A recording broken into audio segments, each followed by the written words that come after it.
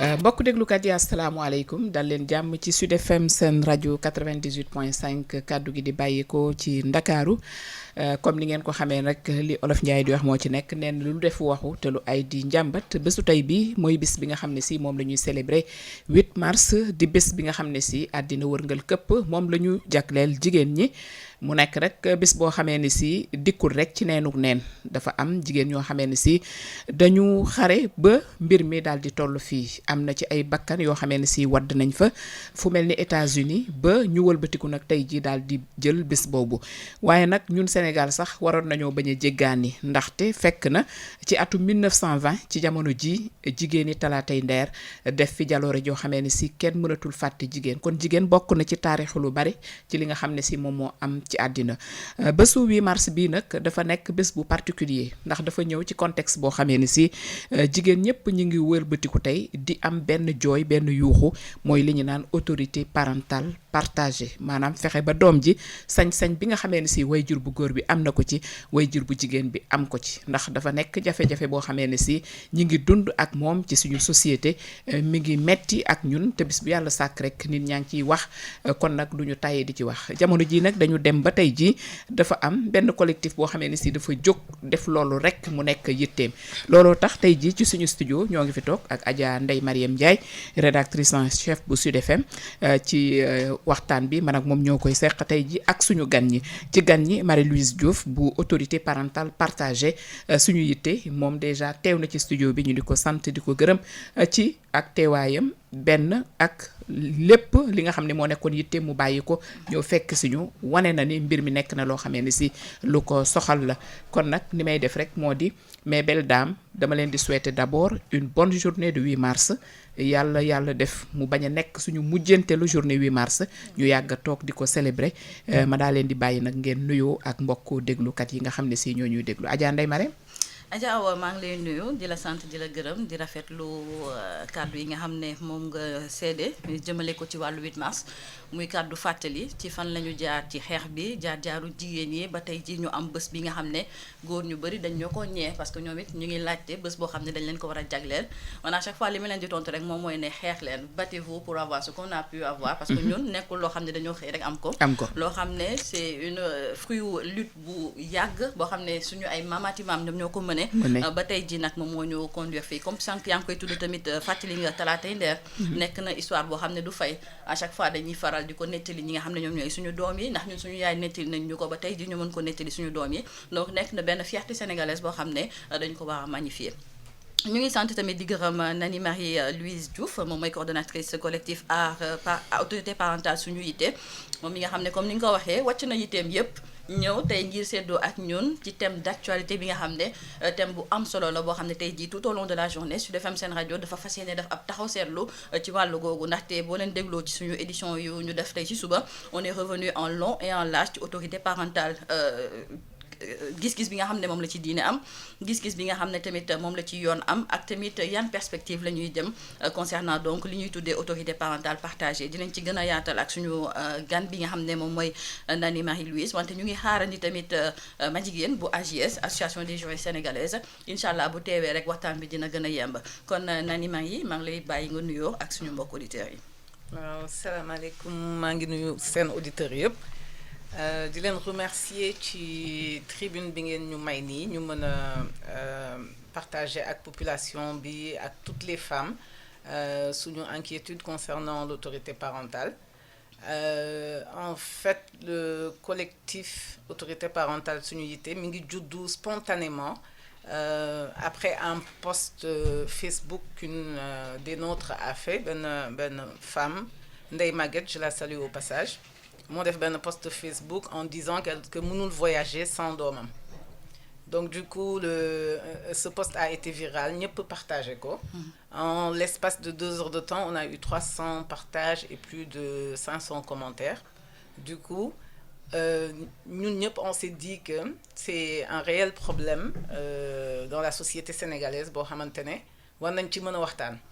donc c'est là qu'est né le collectif aujourd'hui nous sommes plus de 400 et quelques membres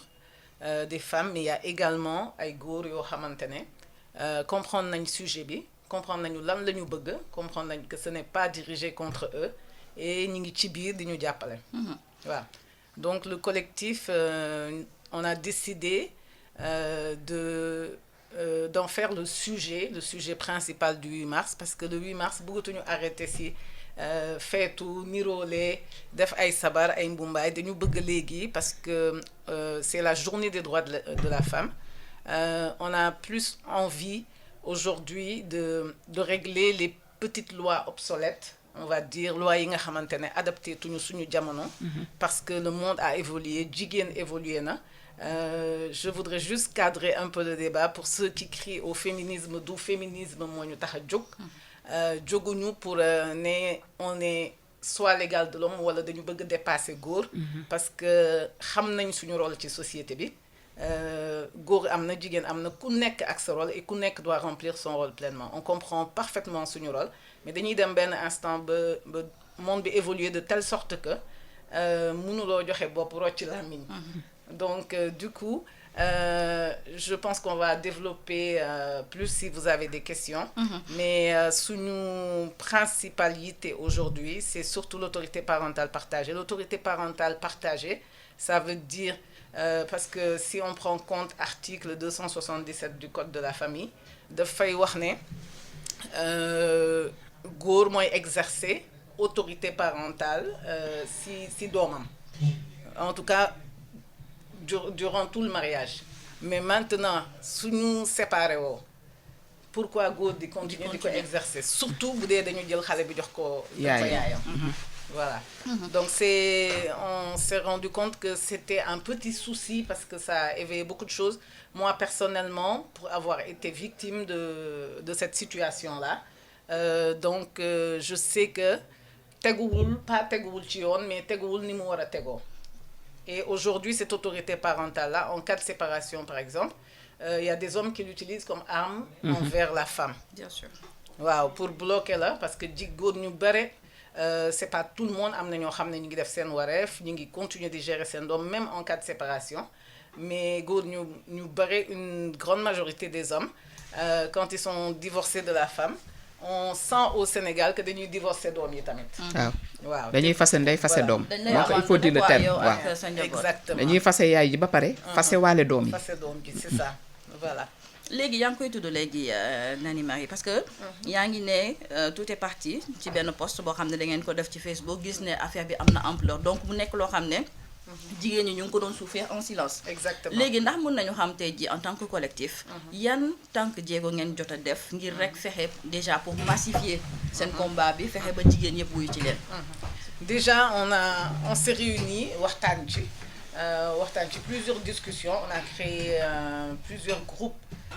WhatsApp, le groupe d'organisation où tout le monde en discute. On a fait des appels en visio. Aujourd'hui, demain, dañuy organiser benn sit-in bu mag à Sacré-Cœur, au terrain de Sacré-Cœur 3. Un sit-in où les femmes vont venir pour en discuter, mais pour faire comprendre à tout le monde, pas seulement les femmes, mais ay góor yu bare tamit ñi ngi suñu ginnaaw di ñu ci jàppale, parce que comprendre nañ ne à un moment donné, même dans le mariage, loi boobu dafa obsolète parce que am na kenn si ñun kuy expliquer ne que xëy na di voyager di romb ak doomam, police arrêté ko di ko laaj autorisation papa ji, te papa ji dafa voyager. Et il ne s'était pas préparé à cette situation-là, le couple en lui-même. Bi muy ñibbisi mu jël doom ji dénk ko ki mu dendal benn xale bu góor bi ñuy rombaat kenn contrôlé wu ko. Ça veut dire qu'un homme, qui qu'il soit, pour sortir avec un enfant, même si ce n'est pas son enfant, tandis que jigéen bu dee yow rek dinañ la poser question. Donc c'est hyper compliqué. C'est compliqué si gestion de l'éducation de l'enfant, c'est compliqué pour les écoles et tout. Si je prends mon cas, boo amee autorisation, tu es séparé du papa de ton enfant, boo amee autorisation boo accordée bu urgente pour l'école de ton enfant par exemple, da ngay obligé xaar bu ci papa ji àndul doo ko def. Et nous en fait il faut qu'on sache que ce combat-là on met l'intérêt de l'enfant au milieu de ce combat. C'est pas un combat entre hommes et femmes, mais c'est plutôt le bien-être de nos enfants qui sont les acteurs du futur. Je pense que bu ñu ko jàngatee ci point de vue boobu dina nekk waxtaan boo xam ne day gën a yaatu parce que comme ni nga koy waxee rek ñu bëri dañ ñu catégoriser foog ne on est des féministes dañuy waxtaanee loolu parce que dañoo bëgg a am les mêmes droits que les hommes alors que ce n'est pas le cas. dañoo bëgg a yitte bi nga xam ne ku góor ki am na ko wala boog doole bi nga xam ne ku góor ki am na ko ci doomam. ñun ñi jigéen tamit ñu am li ni mel. Absolument. dama ci profité wala rek ngir dalal jàmm suñu gan di Madjiguène mu bokk ci AJS. Madjiguène ñu ngi lay nuyu di la bàyyi rek nga nuyoo tamit ak suñu mbokk auditeurs yi. waaw maa ngi leen di fay Ndeye Mariam di fay ñu ma fi di nuyu. Nani Marie Nani. Awa Thiaw madame Awa Thiaw donc di rafetlu teewaay bi fii. di nuyu ñi nga xam ne ñu ngi ñuy suivre yëpp. À travers les plateformes de Sud FM. di souhaiter aussi à toutes les femmes une bonne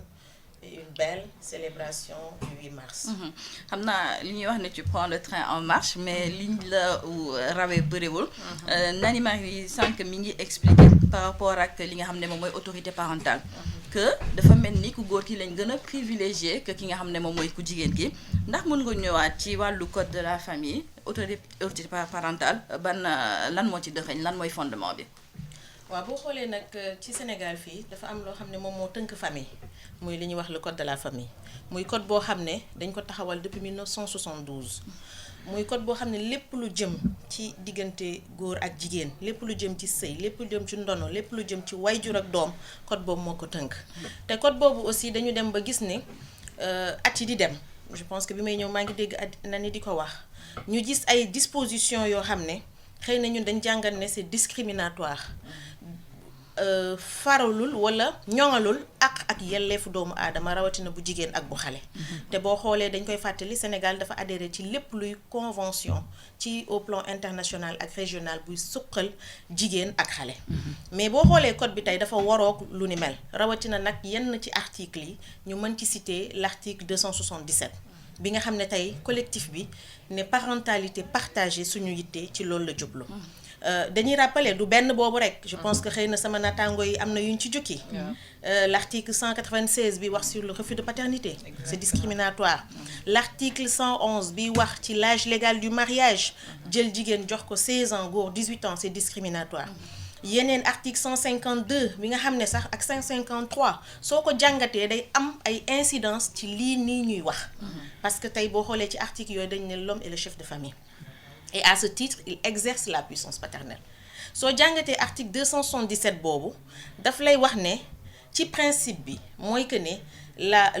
la puissance paternelle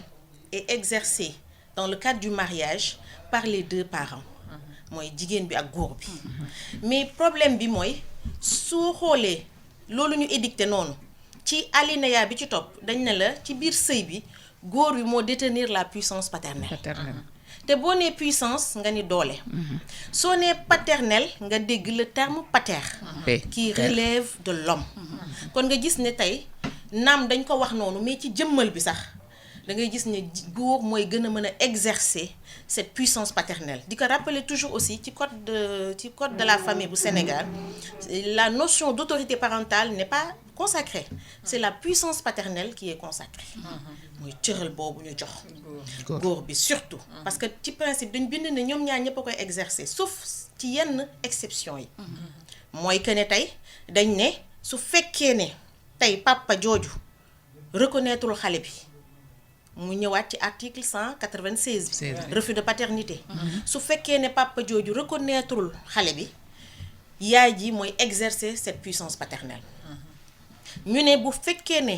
papa ji dañ ko déchure dafa dund déchéance muy def ñaawteef boo xam ne yoon daf ko teggi ci ay yenn droit yi ñu ko joxoon ci njaboot gi foofu yaay ji mooy exercer cette puissance paternelle su fekkee dafa am délégation de puissance paternelle devant le juge yaay ji ak papa ji toog papa ji délégué puissance paternelle boobu yaay ji koy yor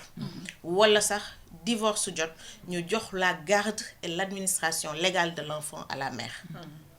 yooyu exception la yoon teg ak yeneen yoo xam ne juge bi moo ko mën a déterminer selon l'intérêt supérieur de l'enfant muy loo xam ne nag ñun dañ gis ne c'est discriminatoire parce que tey ki nga xam ne moo ëmb doomam imbi ko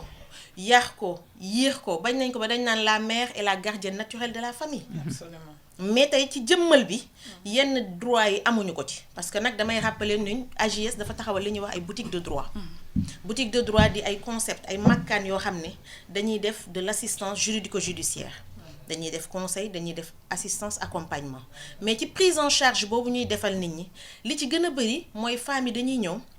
soit dañoo dund violence soit dañoo dund répudiation soit dañuy dund violence économique wala psychologique wala leneen ak leneen wala sax dañuy ñëw tey parce que seen bàyyi doom jël na xale bi yóbbu des fois duñu xam fi xale bi ne wala andil ma ko week-end mu ñëw dootoo ko gis mu nekk ay jafe-jafe nga war a voyager tey am opportunité dégg naa sànq na ni di ko wax duñ la ko may papa ji bañ parce que day defanteeg yow wala aussi toujours li may wax jigéen ñi ma ne leen on peut ne pas réussir son mariage mais réussir son divorce toujours les parents bu ñuy def nañuy def dans l'intérêt supérieur des enfants ndax loolu rek moom mooy primer mais da ngay gis ñoo xam ne dañuy defante boobu ci defante bi dañuy priver sax xale bi loo xam ne ci ay droit wam te dañuy ramener comme ni ko Nani waxee di ci wax ji ne c'est l'intérêt supérieur de l'enfant qui est visé du rek parce que ay jigéen ñoo koy mëne non ça c'est un combat boo xam ne ay góor ay jigéen ñu ko dund ñu ko dundul ñu ngi ci biir te li leen tax a jóg mooy l'intérêt supérieur de l'enfant ndax xale bi nga xam ne dafa war a faju man un cas m'a marqué une dame qui est venue nous voir parce que doomam dafa feebar war a faju le papa a refusé de signer l'autorisation elle est venue xamul tey un parajuriste koo xam ne dañ ko formé woon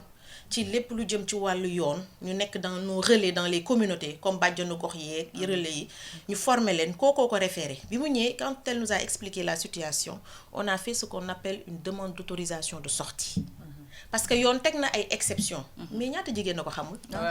man mën naa ko xam yow mën nga ko xam Nani mën na ko xam man mën na ko xam mais am na ñoo xam ne tey xamuñu ko ñu ngi dund ak ay jafe-jafe yu doy waar yu méttee te xamuñ ne peut-être bu ñu demoon ci yoon dinañ mën a am solution du nag Sénégal aussi dafa am benn gis-gis soo demee ci yoon ñu ne da nga toroxal sa jëkkër da nga bëgg a yóbbu xaawi sutura pap doom tribunal alors que yu bëri xëy na foofu rek la mën a sotte mais ñun nag en amont dañ ni tey femmes yooyu am nañ droit peut-être bu ñu jànkonteeg yooyu ñu am autorisation de sortie suñu jànkonteeg yenn papa démissionnaire ñu mën a am administration légale de leur enfant parce que moo leen di may ñu am ce pouvoir de direction sur les enfants donc yooyu moo soubassement combat bi mais du xëy na yàq sa yi du xëy na yàq njaboot gi du xëy na yàq diggante yi donc en intro loolu laa ci bëggoon na wax par rapport ak li nga xam ne moom laa fekk sama sœur yi di développer mu am solo lool daanaka ma jigéen pratiquement li ñuy wax rek moo si nekk mooy da nga laal fi nga xam ne si fa la jafe-jafe bi nekk fa la métit bi nekk parce que yaa ngi wax déjà loolu nga xam ne si moo la marqué te leer na ma ne ñun ñu toog fii yëpp kenn ku ci nekk am nga ci benn expérience boo vivre dama ci vivre ñaari expérience yoo xamee ne si yëpp dañ ma marqué benn bi sama boss la benn bi une amie à moi elle est enseignante bi muy tàqalikoo ak papa yi jëkkëram fekk na xale bi affaire bi concerné woon 6 mois la amoon à l'époque mu amaat beneen frère am boo xam ne moom am na 2 ans mais xale boobu moom 6 mois la amoon mu abandonné carrément seen yaay avec les enfants parce que daf ko ne carrément bëggatuma la gis mais bëggatuma sax gis say doom mu continuer ak ay doomam ba yàlla mi nga xam ne si ñëpp la fi nekkal xale bu jigéen boobu dem ba nga xam ne si elle a obtenu son bac avant même muy am 17 ans sa maman est enseignante encadré ko yàlla def loolu xale bi bokk si xale yi nga xamee ne si état du Sénégal daf leen mayoon bourse mu war a dem à l'étranger déjà sa maman a galéré pour retrouver son père parce que bi mu koy retrouver mi ngi ko retrouver à Bakel Thiès Bakel defe naa c'est une grande distance et pourtant elle a fait tout pour dem retrouver ko bi mu ko waxee daf ko ne carrément je ne signe pas bu dee man rek du génn réew mi et à l'époque comme li ngay wax xamuñ si woon dara yaay ji dafa bàyyi xale bi mu toog mu continuer di yëkkati xaalisam di ko fayal yàlla dimbali ko 3 ans après xale bi ayant obtenu sa licence moom ci boppam moo dem utali ji boppam passeport yaayam génne ko mu dem États-Unis mais xam nga li ci gën a yéeme mooy quand son père a su que l'enfant est maintenant aux États-Unis 2 ans 3 ans après il a tout fait rechercher ko ba gisal ko boppam à travers les réseaux sociaux demander ko amitié xale bi refusé mu demandé waat xale bi refusé mu passé par benn compte propre sœuram jaare ci xale bi accepté xanaa nekkatoo ci réew mi déedéet fan nga dem maa ngi États-Unis ku la fa yóbbu est-ce que war nga ma laaj boobu question yàlla moo mu fi indi et bonjour les dégâts mu mer partout nag où il passe gis nga ko de dafa dem yanu samay doom yóbbu mais daf ma tàqale ak sama njaboot keroog à partir de ce moment là bëgg na nekk baayu xale bi ndax mi ngi États-Unis gis na ni la vie de sa maman a changé sa vie a changé moom itam xam naa ne bëgg na ñu boole ko ci changement de vie boobu xale bi refusé muy benn boo xamee ni si daf ma marqué daf ma metti parce que yaay ñëw na toog si man jooy ba man tamit di si jooy te xamuñu naka la ñuy def pour xale bi dem à l'époque mais finalement elle est partie 3 ans après yaayam continuer rek bañ a bàyyi beneen bi man mii la arrivé ma fille bi mu concerné nii Ndeye Mariam xam na ka elle a perdu son papa quand elle avait juste 1 an 2 mois c'est pas un divorce c'est son père qui est décédé léegi ma dem jour boobu bi ma taxawee ci kanam procureur dafa mujj di ma reetaan parce que dama toog ba nga xam ne si moom tam elle a réussi à un concours le YES programme à l'âge de 15 ans war a dem États-Unis ma xëy rek ak sama féexaay man tamit jubal directement police ma ni commissaire bi comme c'était mon promotionnaire xam nga lan laa bëgg mu ne ma ne ko passeport pour sama doom bi dafa war a voyager mu reetaan di ma noo awa yow yaa neex ma ne ko ndax lan mun ma kii noo ko mën a utalee passeport elle n'a pas 18 ans ma ne ko waa xam naa ko kay mu ne ma mais il faut la présence de son père pour ça ma ne ko son père est décédé l'acte de décès est là mu ne ma waa d'accord je te donne un papier tu vas au tribunal c'est le procureur seul qui est habilité à autoriser xale bi pour que mu am passeport après génn dëkk bi ma ne ko mu ne ma waa ma ne ko d'accord yabal ma si procureur ma dem si procureur ma ne ko procureur mun naa mën ko man de dañ ma ne xale bi yaay baayam en terme clair loolu la ma commissaire wax nee na ma kii daal nee na amagul 15 ans et quelque la am nee na ma yaay baayam ma bëgg mu génn dëkk bi mun ma mënta génn dëkk bi il faut baayam autoriser ko mu reetaan comme il me connaissait mu ne ma pourtant wax na la dëgg de man maay baayam de man ko tey nga wax ma nag noo def bu jur ko waaw mu ne ma ne ko parce que kii mu ne ma ne ko papaam bi muy génn àddina 1 an 2 mois la am mu ne ma ne ko dooma ne dugg fi école de mu ne ma waaw man ko dooma ne boobu ba léegi dañ ko bàyyi lekkul naanul ba ni mu toll de dooma ne solu yére mu ne ma waaw mun ma loolu lépp xam naa ko man ko waa léegi nag pendant tout ce temps où était l'État du Sénégal où était le procureur ba tey jii nga xam ne ci la am 15 ans et quelque ci lañ ma naan yow yaay baayam léegi wax ma nan nga def ba nekk baayam man ni nga ko juree rek laa bëgg a xam mu reetaan ni ma noo awa c'est difficile c'est dur mais c'est la loi exactement ma ne ko non man boobu loi bu discriminative mënuma ko comprendre parce que pendant tout ce temps personne ne savait où était cet enfant personne ne se souciait d'elle il a fallu aujourd'hui ma bataayee ferme ba yàlla indi ko fii nga ne ma nag tey mënta génn fenn ndax nangam ak nangam ça veut dire que si son père était vivant que j'avais divorcé avec lui aussi même situation bi moo may dal mu ne ma ne ko yenn saa yi yéen a ngi lor ay xale yoo xamee ne si xamul leen li ngeen di def ci ñoom parce que les hommes peuvent utiliser ça mu nekk benn arme par rapport ak bépp femme bu ñu divorcé am na ñuy réussir seen divorce mais am na ñoo xam ne mu ne ma ne ko dañ ciy defanteeg yow ba xaj tëdd ngeen ba tëdd te loolu mu ne ma ne ko baaxul donc mu nekk ay expérience yoo xamee ne si femme bu nekk mën nga ci nettali benn soit de lay concerner directement ou indirectement parce que day concerner koo xamee ne si daf la jege ma ne nag autorité parentale partagée suñu yitte donc du seen yitte yéen rek mais yitte toutes les femmes la qui vivent dans ce pays parce que nag situation bi fi mu toll xaw na yéeme te lu mel noonu dal nag ku mel ni Ndeye Mariam sànq dafa am loo wax ma bëgg la ci interpeller parce que da nga ne xale bi yaayam dafa voyager ak moom mais dañ ko téye au retour mu dénk ko ku góor on lui a même pas posé de questions on l'a même pas contrôlé ça veut dire que ça met également en danger les enfants absolument et ça contribue à l'insécurité des enfants parce que góor bu téye xale rek mën nga dem ak moom sans pour autant ñu xam ba xam yaa ko jur wala juróo ko mais Adja Awa benn question aussi mun na jib foofu parce que on se demande pourquoi tey jii autorité parentale bi ku góor ki moom moo ci gën a bénéficier parce que yow li ngay ragal noonu est-ce que du loolu lañ doon ragal ba tax na góor ki ko ñu jox ko doole boobu ma jigéen waaw xam nga peut-être ci suñu code ni ñu ko tëggee la parce que je dis toujours si code bi dañ ne te suñu code bi dafa emprunté loo xam ne dafa jóge ci diine ji muy diine musulmane bi wala chrétienne boo xoolee ci diine ji dañ ne l'homme est le chef de famille. Donc chef de famille boobu dañ ko consacré ci biir code bi. Donc si tu es le chef de famille automatiquement day ànd ak le statut de détenteur de la puissance paternelle. Mais foofu li ma ci bëgg a wax mooy d'où la nécessité tey ñu xoolaat texte yi càmbaar ko parce que les choses ont changé.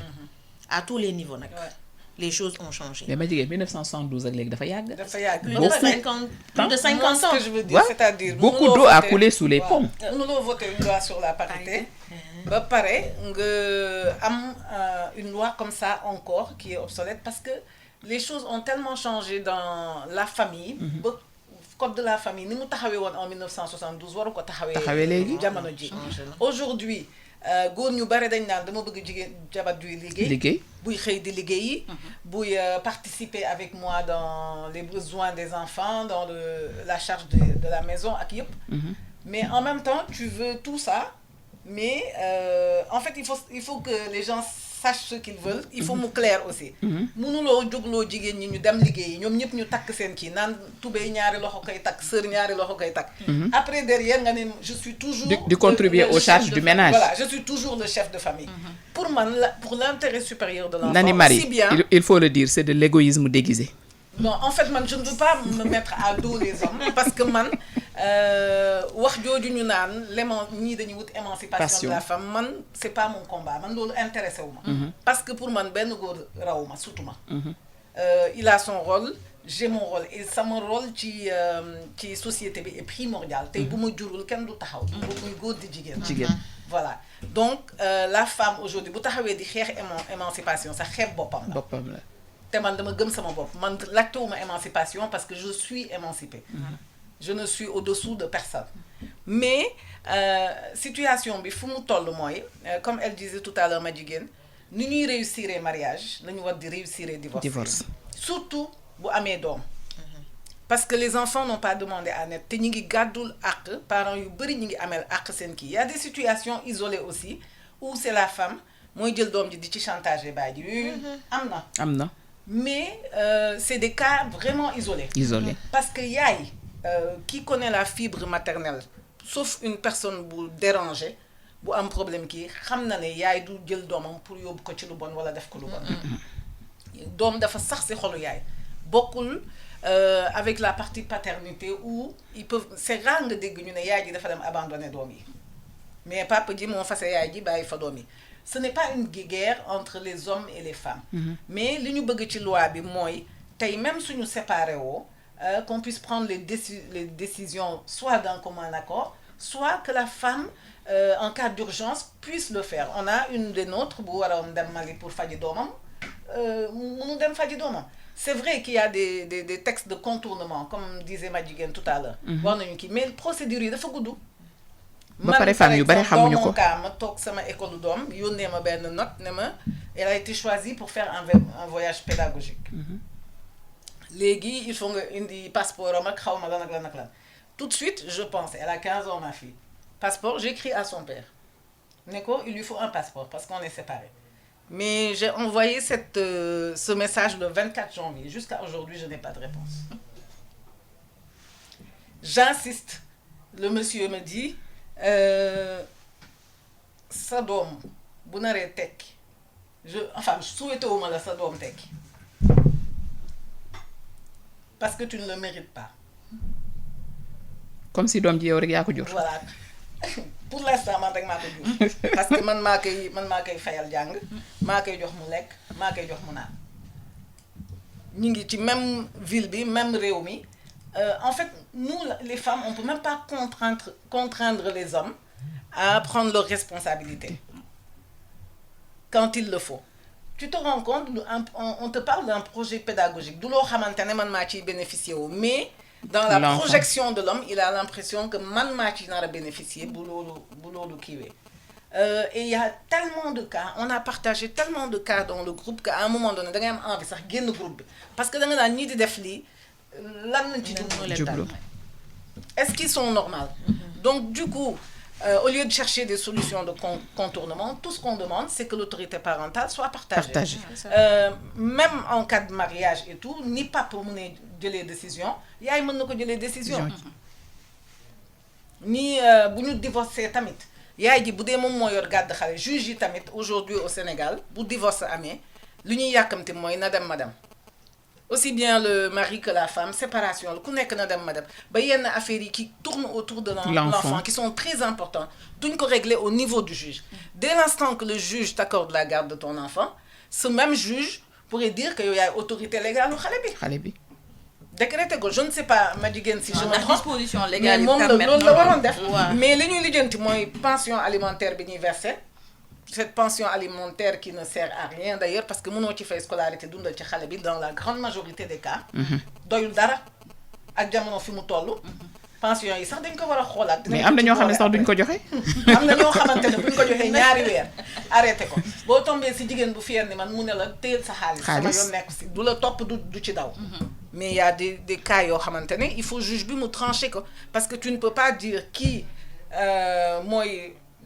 yor puissance paternelle pendant le mariage après mariage bi tas pourquoi mu war a garder puissance paternelle d'autant plus que xale bi yaa ngi ko jox yaayam yaay ji il faut juge itam ñu jàppale ñu ci loolu foofu aussi il faut ñu leeral que yoon daf ne la garde emporte délégation de puissance paternelle et administration légale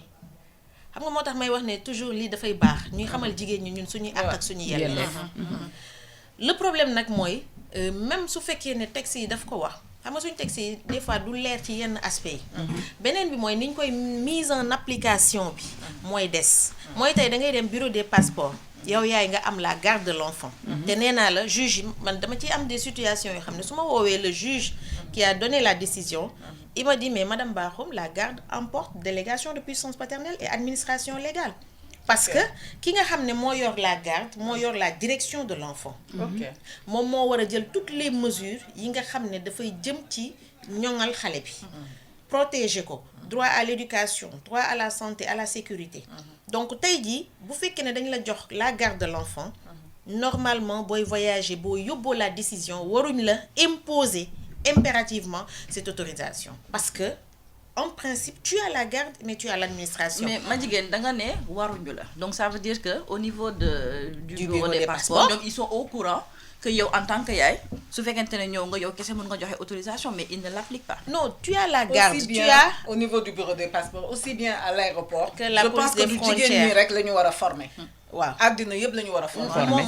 mooy li may wax nag c'est important parce que tey au niveau du xam nga y a des juges qui sont frustrés parce que un juge mënul joxe décision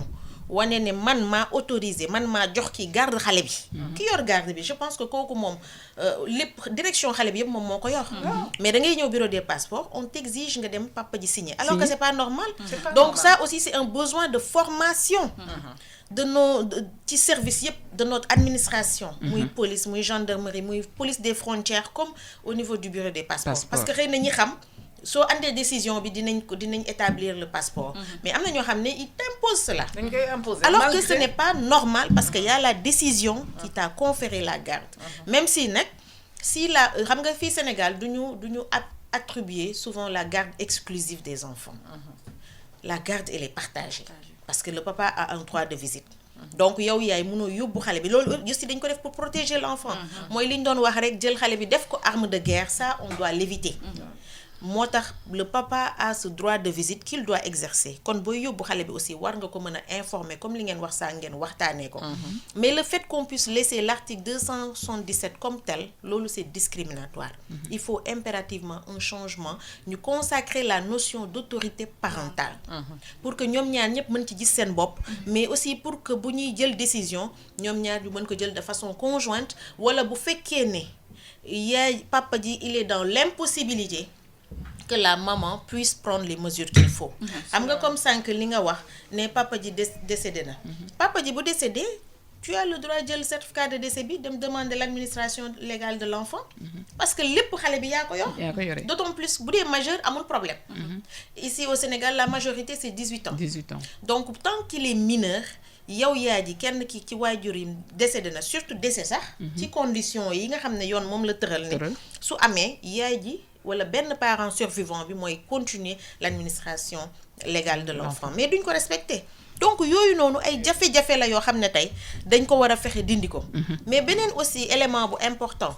mooy di ko fàttali da ngay gis koo xam ne ci groupe bi Nani mi ngi ko doon wax des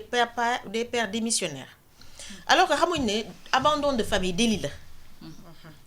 la ñun jigéen ñu xamuñu suñu droit góor da ngay gis góor boo xam ne day abandonné jabaram ak ay doomam ay at alors que yow sa jabar ak sa doom boo leen abandonné 2 mois la femme a la possibilité dem uti un huissier mu constater l'abandon mu topp la parce que délit pénal la mën nga ci tëdd prison mën na ne teg ay ndàmpaay beneen bi aussi mooy l'importance du certificat de mariage tey da ngay gis jigéen ñu bëri dañ koy wax di ko rappeler et c'est l'occasion de le dire Sénégal nee nañ fu la neex nga takk sëy mais tas tribunal rek kay tas sëy te loolu occasion la aussi pour góor ñu bëri di noot jigéen ñi même bu dul sur la question de l'autorité parentale ci yeneeni aspect nañu fexe di am certificat de mariage et di rappeler ne ak jigéen ñi mën nañ ko am à tout moment parce que le divorce est judiciaire ci kanamu juge ngay divorcer donc yow boo nee rek da ngay dégg ñu bari di ko wax ci groupe bi di naan man tas naa alors que tas naa bi rek mooy séparation de fait mais amul këyit buy firndeel ne tas ngeen légalement te tant que tasoo leen légalement aussi le père il a cette possibilité du jour au lendemain mu ñëw ne coppet doomam yóbbu mënoo ko tere soo demee police ñu ne la duñ ko lijjante nga dem gendarmerie ñu ne duñ ko lijjante demal tribunal parce que tribunal mooy lijjante mbiru xale mais ma jigéen yaa ngi koy wax léegi par rapport ak certificat de mariage këyit boobu jigéen yu bëri bëgguñu ko ut parce que nee nañ booy tas tu es obligé nga demaat am ko ci kanamu yoon te boo ko amulee mën ngeen wax rek mais naa la baat wala fase naa la ndax loolu idée reçue boobu ñu am ndax moo am ba léegi non xoolal loolu dañ ko dépassé nag c'est l'occasion moo tax man la c'est l'occasion ñuy sensibiliser jigéen ñi sur l'importance du certificat de mariage certificat de mariage day tax tey say impôt ñu wàññi ko day tax tey yenn avantages yi nga mën ko laajte état ak collectivité yi mais boo amul certificat de mariage aussi juge bi du mën a wax ci sa wàll sëy ak ci sa wàll njaboot parce que y a le juge bu la mën a jox le juge de la famille moo lay prononcer divorce bi ba pare jox la garde des enfants am na nag li ñuy wax président pour tribunal pour enfants kooku aussi juge pour enfants la day jël mesure de protection yi mais yow tey jigéen bi nga xam ne da nga bëgg a génn ci sëy bi amoo la garde demoo def procédure bi sa jëkkër su ko neexee à tout moment mën na ñëw jël xale boobu te doo ci mën dara il faut impérativement nga dem tribunal juge bi mën ci wax donc loolu aussi gàllankoor la d'où l'importance ñu wax jigéen ñi ne ñu mais ba jigéen beneen gàllankoor sa boo xam ne seetlu lañ ko mooy gis nga jëkkër ji comme neen nga tas ngeen rek demu leen tribunal demu leen fenn da ngay xëy un jour amaat benn jëkkër di sëy mu daal di ñëw attaquer la pour bigamie mais bien sûr parce gis nañ ko fi ba tasoo tey leen te boobu mi ngi ci yoon aussi tamit waaw mais xam nga gis nga lépp yoon lay mujjee moo tax toujours aussi balaa loolu di la ci fekk nga dem def li la war mooy que ne le divorce est judiciaire ci kanamu yoon ngay tasee soo séparé woo yoon boobu après dina la jox li nga xam ne moom mooy sa cër moom mooy sa àq moom mooy sa yelleef ci wàll wi dinañ la jox garde xale bi di nga demander administration légale bi su defee waa ji du ko toog heure bu ko neex mu mën a jël xale bi rek yóbbu beneen bi aussi di rappeler comme suñu autorité que tey dañu war a fexe ba au niveau de la police des frontières le contrôle qui est exercé sur les femmes ñu di ko exercer sur les hommes parce que loolu mooy li nga xam ne mooy yoon mënuñu tey baay ji bu ñëwee rek génn ak xale bi dem alors que le principe est que moom ci boppam fu muy yóbbu xale bi war na am autorisation si c'est dans le cadre du mariage war na am autorisation boobu mais da ngay gis ñoo xam ne dañuy ñëw rek yóbbu beneen bi yéen a ngi doon wax koo xam ne sax jurul doom ji ñu dénk ko mu mën a génn sans autorisation ça c'est grave c'est une aberration donc yooyu yëpp tey il faudrait que ñu ciy sensibiliser et c'est bien que ñu waxtaan si même si je dis que c'est bien parce que te mu ren bi c'est investir sur les droits sur les femmes tey jii ñun ñu jël investissement boobu di ci wax parce que mënuñu investir sur les femmes si les femmes ne sont pas bien exactement en elles-mêmes c'est nekkuñ ci xel mu dal ñu ngi jànkonteeg ay jafe-jafe ñu ngi jànkonteeg ay violence investissement boobu du jëriñ dara investissement boobu dafa war a nekk à plusieurs niveaux te lii nii ñuy kaas ñun ci la bokk dañ ko jukki man je dis que am na ku ma doon wax ne da ngeen jël la question de l'autorité parentale rek ne ko jàpp ci 8 mars bi man leen oui parce que dafa bokk ci investissement boobu sur les femmes parce que dañuy wax jigéen te jigéen tey bu xelam dalul ci njabootam je pense que du tal liggéey xelam bu dalul ci njabootam xëy na du tal nekk une personne productive ci li mu nekk donc wala du tal entreprendre boobu ñuy wax avec l'autonomisation des femmes donc yëpp lié kon tey nañ ko def benn càmb ndax dañuy rappeler waat ne 2016 lañ fi njëkk a teg benn comité de révision des dispositions discriminatoires à l'égard des femmes et des filles comité boobu ministère de la femme mi ngi ci woon ministère de la justice parce que ça a été mis en place par le ministre de la justice garde des Sceaux ay ONG ñu ngi ci ak association comme AJS comité boobu bi ñu ko tegee en 2016 ñu wax ci càmbar suñuy code génnee ci code de la famille lépp loo xam ne disposition discriminatoire la ne lii kat day lor jigéen ak xale bu jigéen nañu xool nuñ koy réviser pour njaboot gi mën a nekk ci jàmm bi ñu defee loolu en 2016 rapport bi ñu ngi ko déposé woon en 2017 ñu ànd ci des partenaires techniques et financiers yoo xam ne ñun ñoo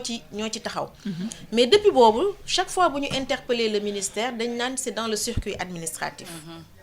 lenteur 2017 ba administrative léegi ñëw non 2017 tey dañ ko war a jël porter ko à bras le corps et je salue l'initiative de ce collectif pour dire à nos autorités que lii kat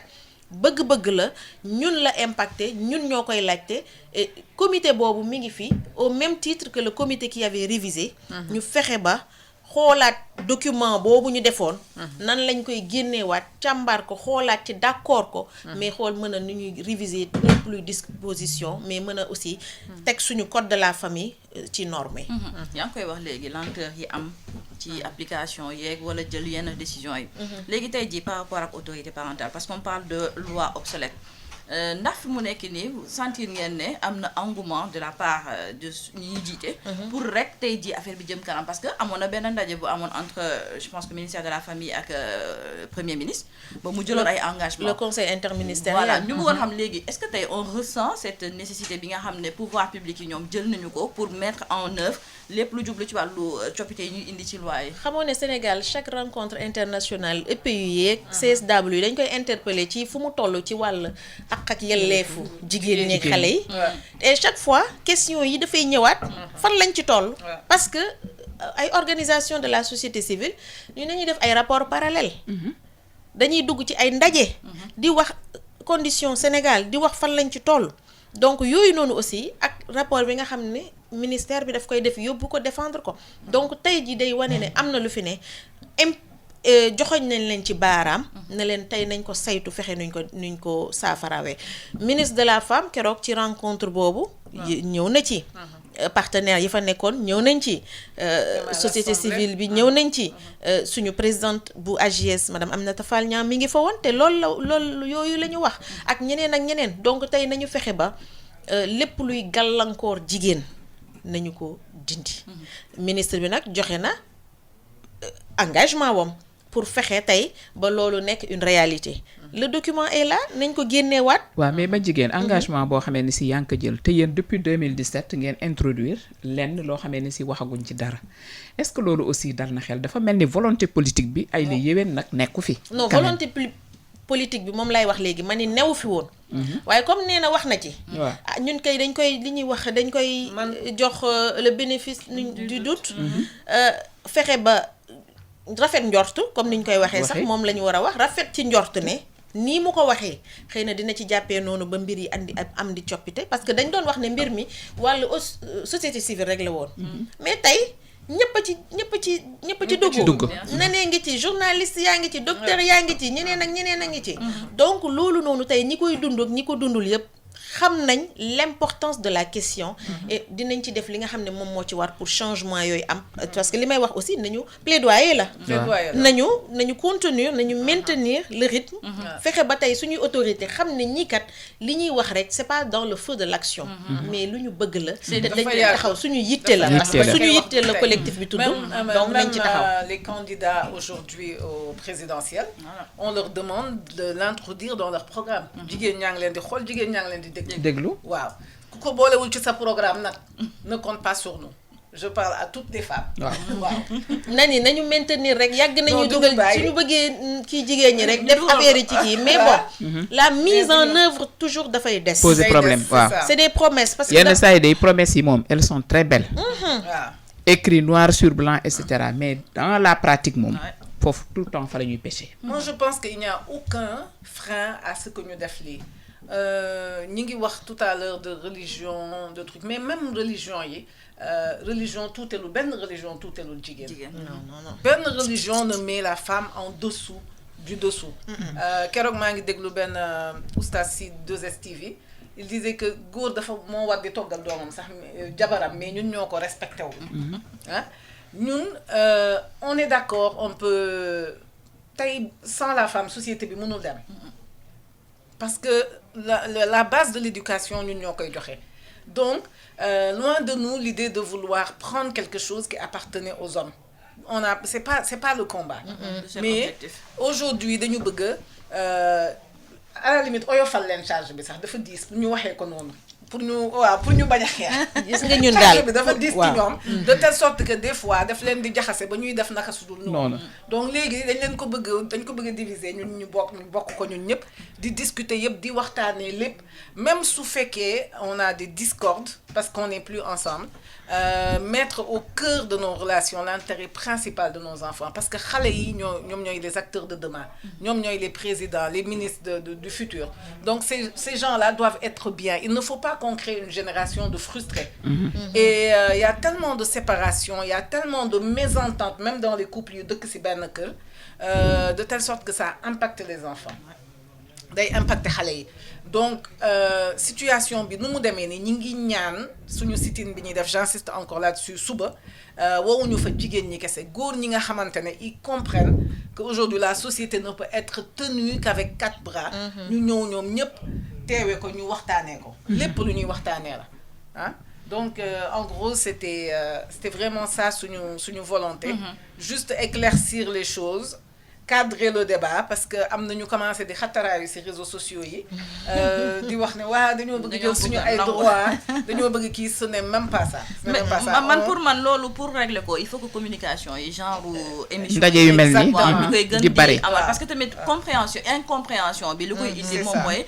gëm-gëm gi nit ñi am entre xëccoo autorité parentale parce que boo ko déggee rek man je pense que bi ñuy defar bande annonce bi ba ma waxee autorité parentale am na ku ma wax cëm dem leen xaw ma loo leen ñuy xëccoo ak ñun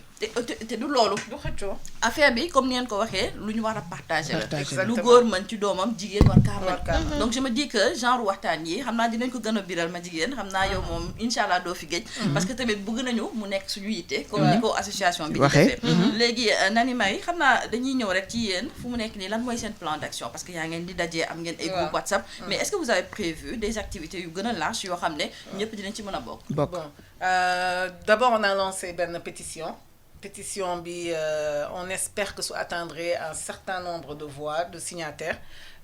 dinañ ko mën a présenter à l'Assemblée nationale parce que loolu la pétition di jariñ c'est une loi qui pourra être revisitée waa AGS yi dinañ ci jàpp parce qu'on a inclus des journalistes des juristes toutes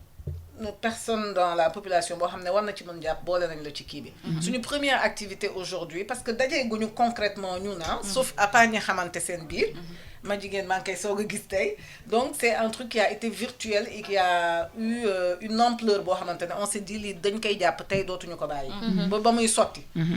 amaana bu ñu paree ci loi bi sax ñu jublu ci leneen loo xamante ne toujours dans l'intérêt supérieur de tout le monde et de l'enfant en particulier donc suñu première activité ce sera le sit-in ci la ñuy daje ñun ñëpp ci la ñuy gisante et après on tracera la ligne directrice après on fera des rencontres plus restreintes parce que ñëpp suñu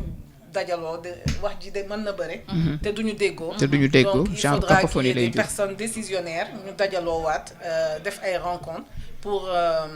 voir quelle sera la suite après ce sit-in-là après benn plan d'action voilà on va mettre en place benn plan d'action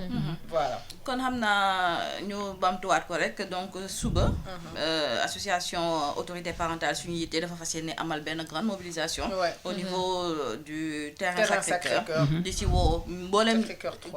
ku mu yitteel parce que tamit bu ñu wax rek nañ ciy woo jigéen ñi nañ ci woo ñëpp parce que ñëpp la yitteel effectivement mbiru ñëpp la bu bañ a nekk rek loo xam ne dañ koy aaki moo ñun tamit jigéen ñi léegi xam naa nag li ñu desee ci émission bi bëriwul parce que 11h30 la ñu xam ne la ñuy arrêté mais dinañ ci njàmbasaali tuuti rek ci yenn yoo xam ne ñu ngi koy wax léegi mi ngi nekk ci biir code de la famille te mu obsolète ma jigéen yaa ngi ko doon tudd ndax mun nga ñëwaat ci loolu fu mu nekk ni tey jii bu ñu ko bëggee changer ci yan yoon la ñuy jaar waa xam nga déjà document bi mi ngi fi donc defoon nañ ay activités avec le PASNEC, le programme d'appui à la stratégie nationale pour l'équité et l'égalité de genre. muy projet boo xam ne mu ngi ministère de la femme moom moo ko appuyé woon. ñu def ay rencontres avec les parlementaires pour nag ñaax leen ci ñoom ñu mën a porter le projet pour mu mën a am changement bi. donc loolu mën na fa jaaree tey jii. volonté bi élément déclencheur bi parce que ñoom mën nañ ko porter. pour le changement donc élément yépp a ngi fi mën nañ ci toog waxtaanaat suñu bëggee waaye ñu ngi ñaaxaat tàllal loxo député 14e législature bi pour mu doon seen combat. parce qu'il s'agit de femmes. je pense que sànq yéen a ngi doon wax la question de la participation politique des femmes. ci thème 8 mars bi la au plan national xëy na thème international mooy investir sur les femmes mais thème national bi c'est la participation politique des femmes. un levier de développement et d'inclusion. Et je pense qu'à travers cette participation active et importante des femmes yenn gàllankoor yi ñuy am dina fi dañ ndax balaa li ñuy wax balaa nga naan naam ne fa te tey suñuy les lois ne sont pas neutres boo participer wul ci seeni élaboration xëy na say besoin kenn du ko jël en compte donc tey suñu femme parlementaire yooyu député yooyu ak suñu góor yooyu nga xam ne sensibiliser nañ leen sur ces questions ñu ngi leen di ñaan ñu porter le plaidoyer au niveau de l'Assemblée pour que ñu mën a am coppite yooyu sur le code de la famille. kon nag Adja Awa dama lay bàyyi rek ñu ndar képp émission bi ndaxte nekkoon émission bu am solo boo xam ne nag tey jii jàngi nañ ci lu bëri parce que man li ma jigéen wax loolu jàpp naa ko te gëm naa ne tamit dinañ ko gën a xóotoon ñoo en tant que journaliste maanaam su fekkente ne dem nga ba tële ci wàllu am autorisation ñoom à leur niveau boo yegsee si ñoom am nañ ci yoon yu ñu la mën a jaarale pour rek lépp yomb kon mu nekk loo xam ne franchement jàngee nañ ko tey ci émission bi di ñaan nag ma jigéen comme ni ma ko waxee ngay bañ di fi géej parce que defe naa say éclairage nekk na loo xam ne ñun dinañu ko soxla nous en tant que femme wante tamit nous en tant que porteur de message ak tamit ñiy disi information ñu ngi lay sant kon ci teewaay bi di rafetlu trop disponibilité bi nga xam ne moom nga ñu woon tey ak tamit xarañtef gi fi indi ak explication yu leer yi nga xam ne moom nga fi indi Nani Marie-Louise tamit elle a été très disponible démb ci ngoon leen soogo di wax te pourtant toute la semaine ñu ngi doon jémmee démb la ko yàlla dogal noonu mu daal di accepté ñëw sans chichi ñëw fekkee li nga xam ne kon moom mooy émission bi kon Adja Awa ma lay jox kàddu gi rek ngir nga tàggatoo ak suñu mbokk auditeurs yi. waaw kon jërëjëf Adja Ndeye Marème jërëjëf Nani Marie-Louise Diouf bu autorité parentale partagée suñu yitte mais également ma jigéen baaxum bu association des juristes sénégalaises parce que tey jii leeral yi nga xam ne si am na fi nekk na loo xam ne lu am solo la te nekk na loo xam ne si dina dimbale jigéen ñi parce que yenn saay femmes yu bari xëy na mën nañu pécher par ignorance yenn saay femmes yu bari seen njaboot nekk ci difficulté du ñu mën a réagir parce que tout simplement xamuñu fan la ñuy jaar kon defe naa tey jii le maître mot mooy continuer la sensibilisation auprès de toutes nos sœurs maanaam jigéen ñëpp mais également góor ñi parce que sensibilisation bi sànq ni ko ma jigéen waxee warul rek yem si jigéen ñi dafa war a dem si jigéen ñi war a dem si góor ñi war a dem si ñi nga xam ne si ñoo nekk direction des passeports et titres de voyage war a dem ci la police des frontières ak feneen pour wane ni daal du jigéen ñëpp tey jii ñooy gàddu seen doom rek daal di génn ci noonu am na ñoo xamee ne si am nañ administration légale lu seen doom et que war nañ leen mën a autoriser permettre leen ñu génn ak seen doom di voyager te nag dafa am olof lu mu wax nee na du dank mukk xaaxaam jigéen du ko dank di ko dugal ci gémmiñu doomam parce que yaakaar naa ne c'est pas dans notre intérêt kon li ñuy wax rek moo ci nekk mooy wax ji li ko waral yëpp ak autorité parentale partagée suñu yitte du lenn lu dul l'intérêt exclusif et supérieur de l'enfant te yaakaar naa ne nag olof wax na ko nee na kenn dong nga bëgg ci àddina mu gën la mooy sa doom muy góor muy jigéen kenn rek nga bëgg ci àddina mu gën la mooy sa doom kon yaakaar naa ni kenn ku ci nekk rek nañ jàpp ne du leen ni kenn lu ne ku nekk la que toutes les femmes se donnent la main que toutes les forces vives sax laay wax ñi nga xamee ni si yitteel na leen góor ñi ak jigéen ñi joxante loxo afin que vraiment ñu mën a dem de l'avant li ngeen wax lu am solo passé nañu 8 mars boo xamee ne si dañuy nekk di folklore ak a fecc mais léegi 8 mars bu ci nekk day nekk loo xamee ne si dañuy seet naka la ñuy def pour gën a ñoŋal àq ak yelleefu doomu aadama rawatina jigéen. kon nag ma jigéen yow tamit ñu bàyyi la rek sa kàddu gu mujj. waa di leen di sant di gërëm rek ci invitation bi comme ni mu fi mu ko jeexalee rek foofu lay commencer mooy weesu nañu fu ñuy folklore. ne 8 mars journée la boo xam ne dañu war a saytuwaat droit des femmes. xool fi ñu jóge woon xool fi ñu toll xool lan mooy gàllankoor bi parce que naam on a des avancées nag mais on a beaucoup de dispositions discriminatoires te dispositions discriminatoires yooyu ñun tant que ñun ñi nga xam ne ñun ñoo koy dund en premier lieu taxawuñu je pense que loolu du fi jógee donc ci à travers l'association des juristes sénégalaises à travers le collectif autorité parentale sunu yitte je pense et toutes les forces vives yi nga xam ne ñu ngi ci parce que journaliste médecin keneen ak keneen ñu ngi ci tey jii bu ñu àndee def benn say je pense que li nga xam ne bëgg nañ ko dinañ ko mën a am incha allah merci beaucoup Nani Marie yow tamit ñu bàyyi la rek nga tàggatoo ak mbokku auditeurs yi. waaw en tout cas di leen remercier waa Sud FM franchement c'est très bien ngeen ñuy ubbil comme ça pour qu'on puisse expliquer nit ñi lan moo ñu tax a jóg. Encore une fois, tout le monde est concerné. Il ne faut pas nit yi nga xamanteni dunduñu ko aujourd'hui tok sen togay né sama yoon nekku ci wala vivre ma situation bi sama yoon nekku ci tout le monde peut se retrouver dans la même situation et puis ça peut bénéficier à tout le monde. Boo ci bu la dalul dal na sa sœur wala dal na kii wala dina la masa dali donc toutes les femmes sont concernées tous les hommes qui sont épris de justice et d'équité sont concernés et même les enfants il faudrait à un moment donné parce que xale bu am 14-15 ans war na mun commencer di wax li mu bëgg ci sa destinée donc ñu ngi leen di remercier encore une fois je fais appel à tout le monde pour le sit-in de demain et je souhaite une bonne journée à toutes les femmes ñu toog réfléchir yi nga xamante ne moo ñu mën a jëmale kanam donc merci beaucoup merci à Sud FM pour cette invitation. kon nag bokk déglukat yi fii la ñu yem ak yéen ci seen émission bi nga xam ne dañu ko jagleel tey ci autorité parentale bi nga xam ne dañ ci doon waxtaanee xool lan moo ko wundu xool tamit ci fan lañ ci tollu ak association yi ñu ciy yëngu ak tamit waa AJS ci yan yoon lañ mën a mun a jaar ngir rek bu nekk autorité parentale partagée fexe ba lépp loo xam ne ku jigéen ki mën na ko ci ku góor ki mën na ko ci doomam ku jigéen ki tamit war a mën li ni mel kon bu nekkoon waxtaan bu am solo ñuy fàttali ne sitting bi c'est à partir de 15h